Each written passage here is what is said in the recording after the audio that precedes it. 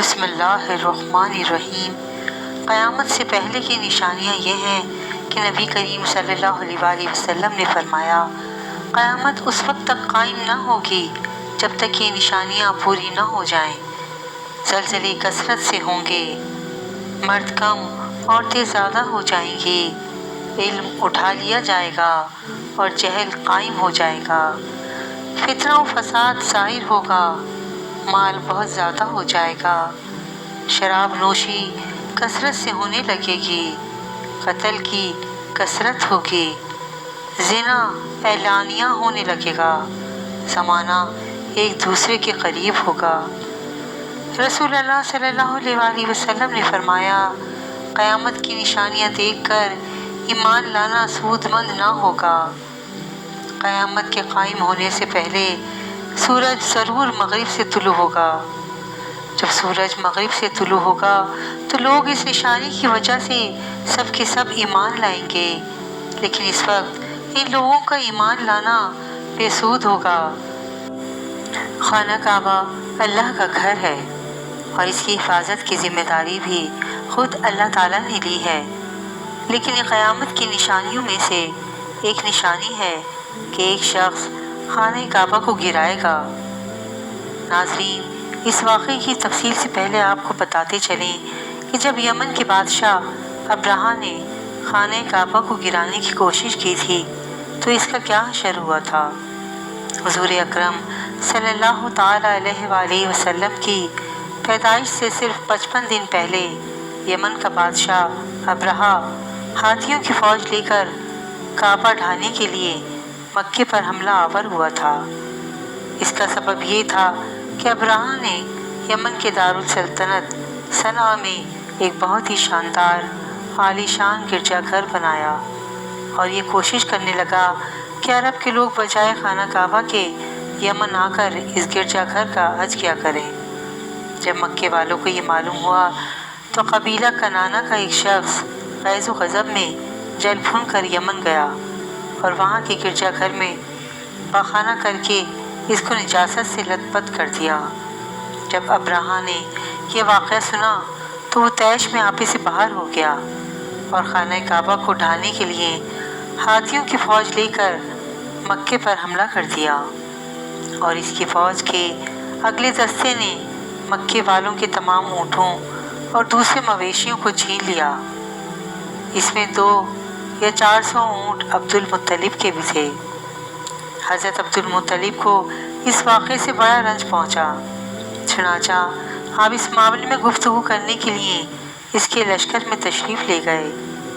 جب ابرہہ کو معلوم ہوا کہ قریش کا سردار اس سے ملاقات کرنے کے لیے آیا ہے تو اس نے آپ کو اپنے خیمے میں بلا لیا، اور جب حضرت عبد المطلب کو دیکھا تو ایک بلند قامت، روبدار اور نہایت ہی حسین و جمیل آدمی ہے، جن کی پیشانی پر نور نبوت کا جاہ و جلال چمک رہا ہے، تو صورت دیکھتے ہی ابرہہ مرعوب ہو گیا اور بے اختیار تخت شاہی سے اتر کر آپ کی تعظیم و تکریم کے لیے کھڑا ہو گیا اور اپنے برابر بٹھا کر دریافت کیا کہ کہیے سردار قریش، یہاں آپ کی تشریف آوری کا کیا مقصد ہے؟ حضرت عبد المطلب نے جواب دیا کہ ہمارے اونٹ اور بکریاں وغیرہ جو آپ کے لشکر کے سپاہی ہانک لائے ہیں، آپ ان سب مویشیوں کو ہمارے سپرد کر دیجیے۔ یہ سن کر ابرہہ نے کہا کہ اے سردار قریش، میں تو یہ سمجھتا تھا کہ آپ بہت ہی حوصلہ مند اور شاندار آدمی ہیں، مگر آپ نے مجھ سے اپنے اونٹوں کا سوال کر کے میری نظروں میں اپنا وقار ختم کر دیا۔ اونٹ اور بکری کی حقیقت ہی کیا ہے؟ میں تو آپ کے کعبے کو توڑ پھوڑ کر برباد کرنے کے لیے آیا ہوں۔ آپ نے اس کے بارے میں کوئی گفتگو نہیں کی۔ حضرت عبد المطلب نے کہا کہ مجھے تو اپنے اونٹوں سے مطلب ہے، کعبہ میرا گھر نہیں ہے بلکہ وہ خدا کا گھر ہے، وہ خود اپنے گھر کو بچا لے گا، مجھے کعبے کی ذرا بھی فکر نہیں ہے۔ یہ سن کر ابرہہ اپنے فرعونی لہجے میں کہنے لگا کہ اے سرداری مکہ، سن لیجئے، میں کعبے کو ڈھا کر اس کی اینٹ سے اینٹ بجا دوں گا اور روئے زمین سے اس کا نام و نشان مٹا دوں گا، کیونکہ مکے والوں نے میرے گرجا گھر کی بڑی بے حرمتی کی ہے، اس لیے میں اس کا انتقام لینے کے لیے کعبے کو مسمار کر دینا ضروری سمجھتا ہوں۔ حضرت عبد المطلب نے فرمایا کہ پھر آپ جانیں اور خدا جانے میں آپ سے سفارش کرنے والا کون؟ اس گفتگو کے بعد ابرہہ نے تمام جانوروں کو واپس کر دینے کا حکم دے دیا۔ عبد المطلب تمام اونٹوں اور بکریوں کو ساتھ لے کر اپنے گھر چلے آئے اور مکے والوں سے فرمایا کہ تم لوگ اپنے اپنے مال و مویشیوں کو لے کر مکے سے باہر نکل جاؤ اور پہاڑوں کی چوٹیوں پر چڑھ کر اور دروں میں جا کر چھپ کر پناہ لو۔ مکے والوں سے کہہ کر پھر خود اپنے خاندان کے چند آدمیوں کو ساتھ لے کر خانہ کعبہ میں گئے اور دروازے کا حلقہ پکڑ کر انتہائی بے قراری اور گریہ وزاری کے ساتھ دربار باری میں اس طرح دعا مانگنے لگے کہ اے اللہ، بے شک ہر شخص اپنے اپنے گھر کی حفاظت کرتا ہے، لہٰذا تو بھی اپنے گھر کی حفاظت فرما اور صلیب والوں اور صلیب کے پجاریوں عیسائیوں کے مقابلے میں اپنے اطاعت شاروں کی مدد فرما۔ حضرت عبد المطلب نے یہ دعا مانگی، اپنے خاندان والوں کو ساتھ لے کر پہاڑ کی چوٹی پر چڑھ گئے اور خدا کی قدرت کا جلوہ دیکھنے لگے۔ ابرہہ جب صبح کو کعبہ ڈھانے کے لیے اپنے لشکر جرار اور ہاتھیوں کی قطار کے ساتھ آگے بڑھا اور مقام مخمس میں پہنچا تو خود اس کا ہاتھی، جس کا نام محمود تھا، ایک دم بیٹھ گیا، ہرچند مارا اور بار بار للکارا مگر ہاتھی نہیں اٹھا۔ اسی حال میں قہر الہی اور ابابیلوں کی شکل میں نمودار ہوا اور ننھے ننھے پرندے جھنڈ کے جھنڈ، جن کی چونچ اور پنجوں میں تین تین کنکریاں تھیں، سمندر کی جانب سے حرم کعبہ کی طرف آنے لگے۔ ابابیلوں کے ان لشکروں نے ابرہہ کی فوجوں پر اس زور و شور سے سنگ باری شروع کر دی کہ آن کی آن میں ابرہہ کے لشکر اور اس کے ہاتھیوں کے پرخچے اڑ گئے۔ ابابیلوں کی سنگ باری خداوند قہار و جبار کے قہر و غضب کی ایسی مار تھی کہ جب کوئی کنکری کسی فیل سوار کے سر پر پڑتی تھی تو اس آدمی کے بدن کو چھیدتی ہوئی ہاتھی کے بدن سے پار ہو جاتی تھی۔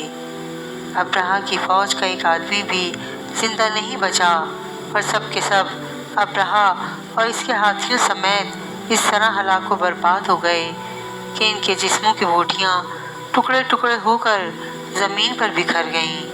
استغفر اللہ۔ چنانچہ قرآن مجید کی سورہ فیل میں خداوند قدوس نے اس واقعے کا ذکر کرتے ہوئے ارشاد فرمایا کہ یعنی اے محبوب، کیا آپ نے نہ دیکھا کہ آپ کے رب نے ان ہاتھی والوں کو کیا حال کر ڈالا؟ کیا ان کے داؤں کو تباہی میں نہ ڈالا اور ان پر پرندوں کی ٹکڑیاں بھیجیں تاکہ انہیں کنکر کے پتھروں سے ماریں تو انہیں چبائے ہوئے بھس جیسا بنا ڈالا۔ جب ابرہہ اور اس کے لشکروں کو یہ انجام ہوا تو عبد المطلب پہاڑ سے نیچے اترے اور خدا کا شکر ادا کیا۔ ان کی اس کرامت کا دور دور تک چرچا ہو گیا اور تمام اہل عرب ان کو ایک خدا رسیدہ بزرگ کی حیثیت سے قابل احترام سمجھنے لگے۔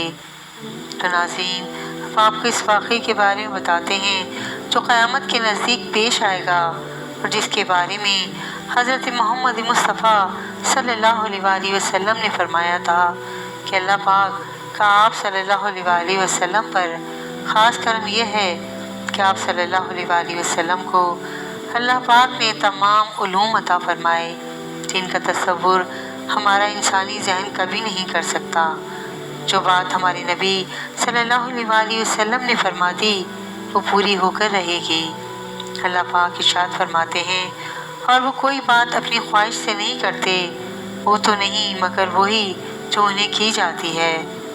اللہ کے علم کے سمندر کے مقابلے میں نبی اکرم صلی اللہ علیہ وآلہ وسلم کا علم ایک قطرہ ہے، مگر آپ صلی اللہ علیہ وآلہ وسلم کا یہ قطرہ تمام مخلوق کے لیے ایک سمندر کے برابر ہے۔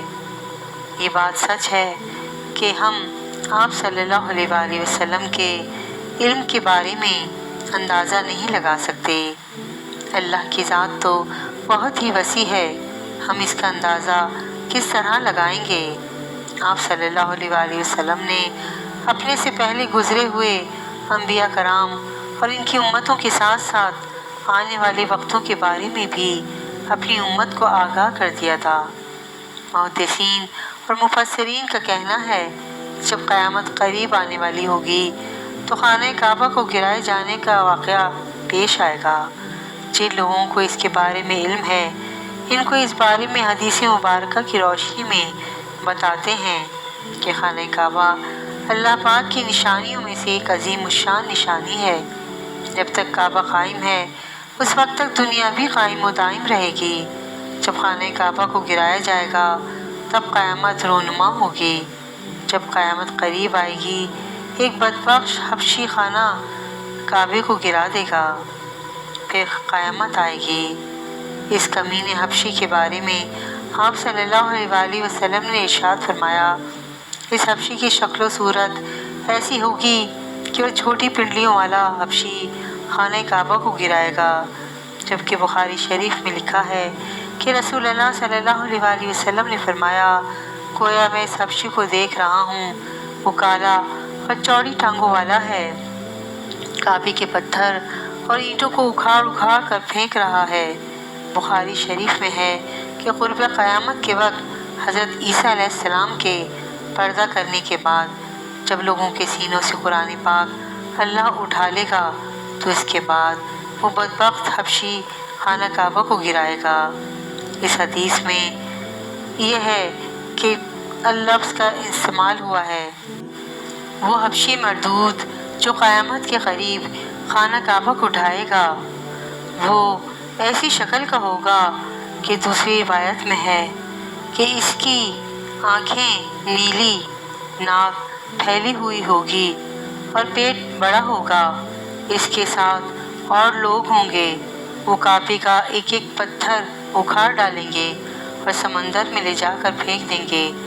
یہ قیامت کے بالکل نزدیک ہوگا۔ یہاں یہ بات بھی ذہن نشین رہے کہ ان قیامت کی نشانیوں سے متعلق روایت میں چند ایک معاملات و شخصیات کو چھوڑ کر ان کا ظاہر ہونے کا وقت، حالات، شخصیات و اقوام عالم کا معاملہ کافی نامعلوم ہے اور واضح نہیں ہے کہ اس پر کوئی حتمی رائے دی جا سکے کہ کب کون کیسے خروج کرے گا۔ آج کل کے سیاسی تناظر میں لوگ اکثر علماء کرام بھی یہ سمجھ رہے ہیں بس قیامت صرف چند سالوں یا دہائیوں میں آنے والی ہے۔ کعبہ اور مسجد نبی کو حبشی جنگجو تباہ کریں گے اور یہ خود زمین میں دھس جائیں گے۔ آئندہ چند سالوں میں امام مہدی اور حضرت عیسیٰ علیہ السلام کا نزول ہو جائے گا۔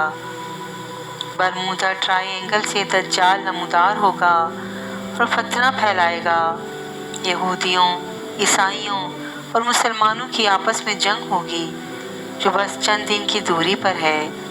حقیقت یہ ہے کہ یہ سب کیا صحرائیاں ہیں جو سادہ لو عوام محفوظ کرنے اور ملک جہاد سے دور کرنے کے لیے کی جاتی ہیں۔ اگر گہری نگاہ سے دیکھا جائے تو بڑے بڑے فتنے تو کئی صدیوں پہلے ہی رونما ہونے شروع ہو گئے ہیں۔ کتنے ہی لوگوں نے مہدی ہونے کا ڈرامہ رچایا، کتنے ہی دفعہ مسلمان اور یہود و نصارہ میں بڑی جنگیں ہوئیں، کسی مرتبہ قبلہ اول فتح ہوا، کسی مرتبہ قبلہ اول پر یہودیوں کا قبضہ رہا، کسی مرتبہ دجال نما انسان پیدا ہوئے، لیکن ان کا ذکر قرب قیامت کے سلسلے میں نہیں ہوتا۔ صرف 20ویں اور 21ویں صدی کے سیاسی معاملات و واقعات کو ہی قرب قیامت سمجھ لیا جانے لگا ہے، جبکہ نبی کریم صلی اللہ علیہ وسلم کے ایک فرمان کے مطابق آپ کی وفات کے بعد کا سارا زمانہ قرب قیامت ہی ہے، چاہے کتنی صدیاں بیت جائیں۔ لہٰذا ہمیں اللہ تعالیٰ سے ہر وقت اپنے برے اعمال کی توبہ کرتے رہنا چاہیے اور اپنی معافی کے طلبگار رہنا چاہیے۔ اللہ پاک ہمارے گناہوں کو معاف فرمائے اور ہمیں نیک کام کرنے کی توفیق دے اور برائیوں سے دور رہنے کی ہمیں ہمت و توفیق عطا فرمائے۔ آمین، اللہم آمین۔ واقعہ پسند آیا ہو تو پلیز میرے چینل کو لائک اینڈ سبسکرائب ضرور کیجیے گا جزاک اللہ خیرن کثیرہ۔